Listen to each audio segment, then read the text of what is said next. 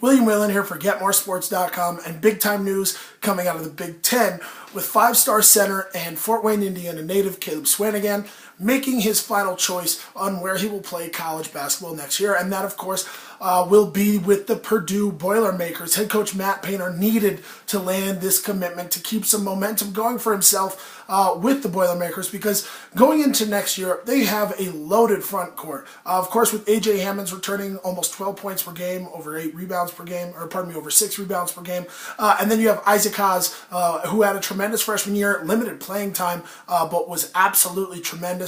Lots of people expecting him to make a big-time jump as a sophomore. Adding Caleb Swanigan to that might give Purdue the best front court in the country, which is really interesting for the fit perspective for Swanigan, because one would think that a five-star would want to go where he is guaranteed immediate big-time playing time. Yet, we don't really know where Swanigan fits in this mix. Some people, some highly regarded industry experts like Fran Fraschilla, think Swanigan would be the third best big on Purdue's roster. And for a five-star freshman, that's not incredibly a common thing to have happen. And so when we're talking about best buys next year, if we're talking about fantasy, or you're just looking to keep an eye on a player who you might be able to get in some sort of other league, Caleb Swanigan might not be one of your top choices when looking at five-star freshmen, because he could be a complete role player, a real role player. We're talking 16 minutes a night type of role player, which is certainly not what you would expect of him